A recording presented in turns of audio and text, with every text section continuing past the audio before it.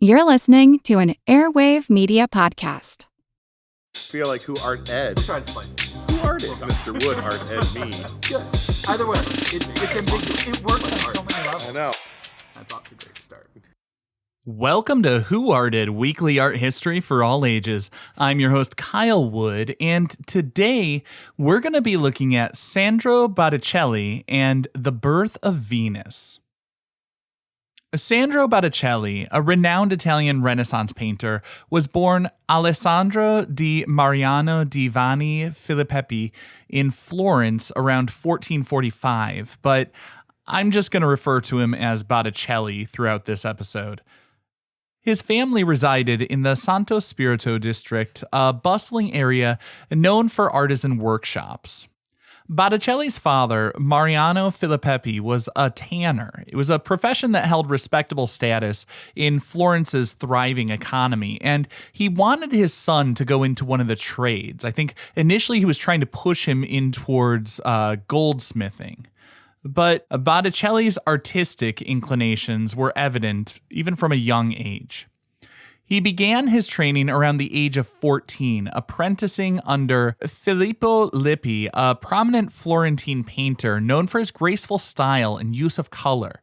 Lippi's influence is evident in Botticelli's early works, which often featured religious themes and delicate figures. In the early 1470s, Botticelli established his own workshop and quickly gained recognition for his talent and unique style. He received numerous commissions from wealthy patrons and religious institutions, including the powerful Medici family, who played a significant role in shaping his career. Botticelli painted portraits of prominent family members like Cosimo de' Medici and Giuliano de' Medici, and he also created allegorical and mythological works for their private collections. The Medici's patronage provided Botticelli with financial security and artistic freedom, allowing him to explore his creative vision and experiment with new techniques. Botticelli's most famous works, including The Birth of Venus and Primavera, were created during this period of Medici patronage. These paintings showcase his mastery of line, color, and composition, as well as his deep understanding of classical mythology, which obviously was very big during the Renaissance. In the late 1480s and early 1490s, Botticelli's career took a different turn, though, as the political and social climate in Florence changed. The rise of the Dominican friar Girolamo Savonarola, who preached against the perceived excesses of the Renaissance, had a profound impact on Botticelli's artistic output. He may have been a follower of the popular preacher. Of course, it's always hard to say whether he was a true believer or just going along with what the crowds were demanding. Botticelli possibly even burned a number of his own mythological paintings in the famous Bonfire of the Vanities in February of 1497. Savonarola had encouraged his followers to burn anything that seemed opulent and luxurious or sinful, and while he was in Florence, he and his followers were not people to be trifled with. The Medicis had actually initially invited the friar to come to Florence, but after about 4 years, he helped to push them out of power. He was seen as a prophet and had declared Florence as God's chosen city, saying it would thrive if people practiced self-discipline. His followers harassed anyone viewed as dressing immodestly or doing anything that didn't align with Savonarola's teachings. Now, anyone who has such a grip on people is bound to get a target on their own back at some point. In 1498, the Pope excommunicated Savonarola. He was tortured until he confessed to being a false prophet. He was put to death and his ashes swept into the river for fear his followers might try to collect them as holy relics. You can understand why in this environment, artists would think carefully about what they made to try to stay on the right side of those in power. Botticelli's later works, like the Mystic Nativity and the Lamentation over the Dead Christ, they're characterized by their emotional intensity and spiritual depth. And you could say they reflect Botticelli's own personal struggles and anxieties in a time of political and religious upheaval. Now, since this show aims to be a quick overview, I'm going to just mainly focus on his most famous painting, The Birth of Venus. The precise date of the painting's creation is actually uncertain, but it's estimated to have been completed between 1482 and 1486. It's believed that Botticelli worked on the piece for several years. Before he could begin painting, he would need to prepare the ground or the canvas he was painting on. He would apply 2 layers of gypsum and glue to basically smooth and seal the fabric. Then he would sketch the composition in charcoal. Depending on the final colors desired, he might use different colored primers in certain parts of the canvas. Black might go under vegetation, but white would be used in areas that would eventually be covered in skin tones.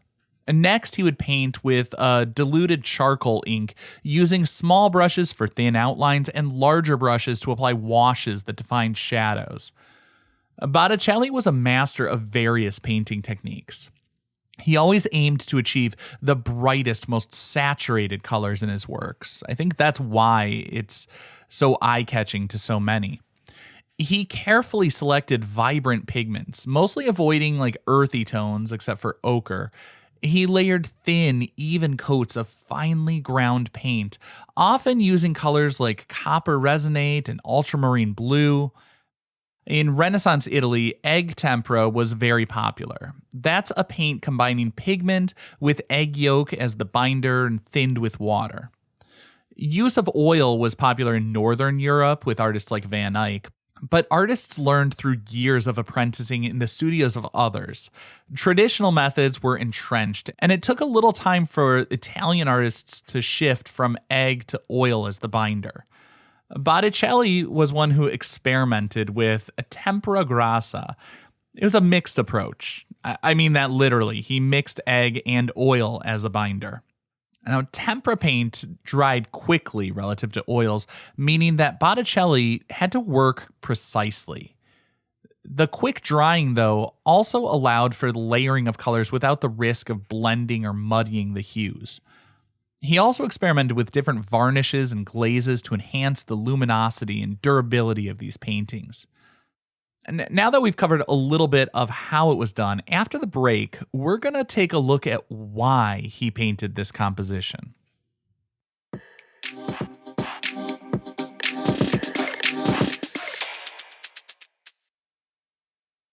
Now, today we're looking at Sandro Botticelli's The Birth of Venus. The painting depicts the goddess of Venus, born from the sea foam, as she arrives on the shores of Cyprus. She stands on a giant scallop shell, propelled by the wind gods Zephyrus and Aura, while the Hora of Spring awaits her with a cloak adorned in flowers. The painting is rich in symbolism, drawing inspiration from classical mythology, Neoplatonic philosophy, and Christian theology. Venus, the Roman goddess of love, beauty, and fertility, is the central figure of the composition. Her nudity, while maybe shocking to some contemporary viewers, was not unusual in classic art, and it wasn't seen as dirty, actually quite the opposite. It was associated with purity and divine perfection. Venus's pose, known as the Venus pudica, is a common motif in classical sculpture where the goddess modestly covers herself with her hands. The wind gods, Zephyrus and Aura, represent the forces of nature that brought Venus into being. The Hora of Spring, a symbol of renewal and growth, welcomes Venus with a cloak of flowers, signifying the goddess's association with fertility and the blooming of nature. The shell upon which Venus stands is a symbol of both birth and fertility. In classical mythology, the scallop shell is associated with the goddess Aphrodite, the Greek equivalent of Venus. The shell was also a symbol of pilgrimage, suggesting the transformative journey that Venus undergoes as she emerges from the sea. The painting's background features a lush garden with a grove of orange trees, symbolizing the Garden of Hesperides, a mythological paradise associated with abundance and eternal youth. An interesting connection considering that the woman believed to have been the model for Venus died tragically young at the age of just 23. It's also worth noting that the oranges at the time had been believed to have therapeutic benefits, and they had been adopted as a symbol of the Medici family.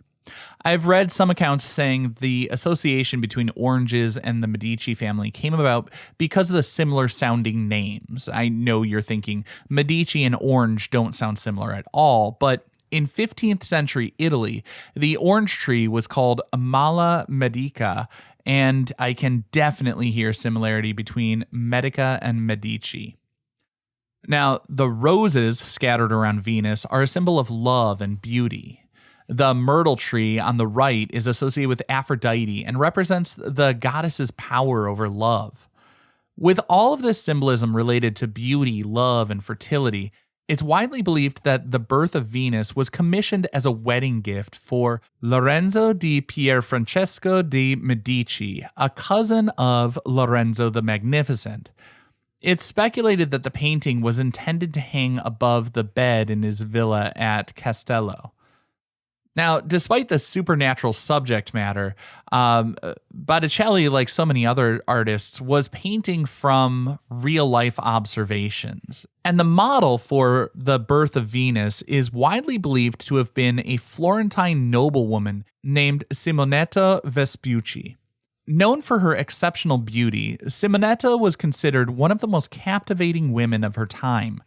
Born around 1453, she married Marco Vespucci at the young age of 16 and quickly became a prominent figure in Florentine society. Just as a side note, because so many figures in history seem to be connected, Simonetta's husband, Marco Vespucci, was the cousin of Amerigo Vespucci, the explorer and cartographer America was named after. Anyways, Simonetta's beauty and charm captivated many, including the Medici brothers Lorenzo and Giuliano. She was often seen in the company of the Medici family, attending their lavish parties and participating in their cultural activities. Botticelli, who was also closely associated with the Medici circle, likely encountered Simonetta at these social gatherings. Her beauty and graceful demeanor resonated with the artist's Neoplatonic ideals, making her the perfect embodiment of the goddess Venus. Very briefly, when I say Neoplatonic ideals, this was a philosophy that was reasonably popular in the Renaissance. Neoplatonic thought combined some elements of Plato's ideas with Christian theology and mysticism.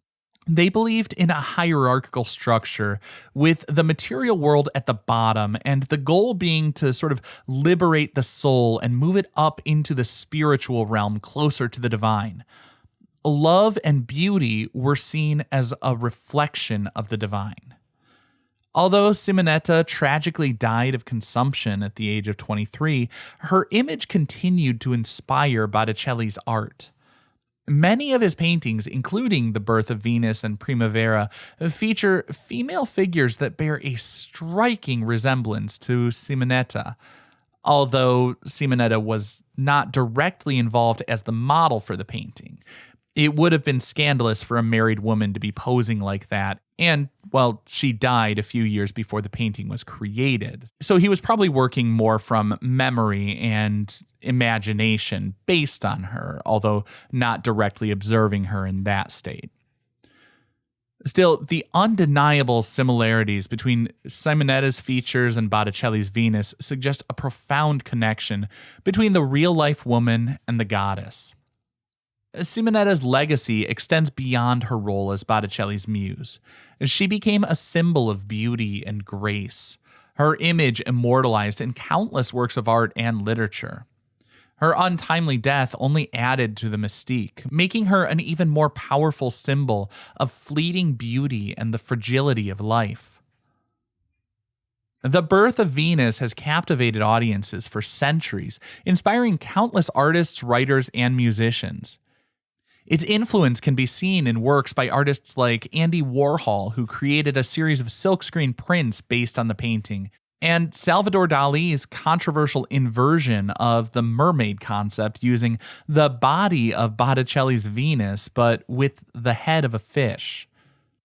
But this is one of those rare paintings that it's not only influential in the small, quote, fine art world, it's also made that leap from the galleries to popular culture. It's been referenced in films like the James Bond classic Dr. No from 1962, Lady Gaga's Applause music video, Beyoncé's pregnancy photo shoot from 2017 when she mimicked the iconic Venus pose. It's been parodied on The Simpsons and the cover of The New Yorker. And of course, like any great art in the public domain, the image has been reproduced on everything, from postcards to coffee mugs. It's become a ubiquitous symbol of beauty, love, and the Renaissance ideal. The painting's enduring appeal lies in its ability to transcend time and culture.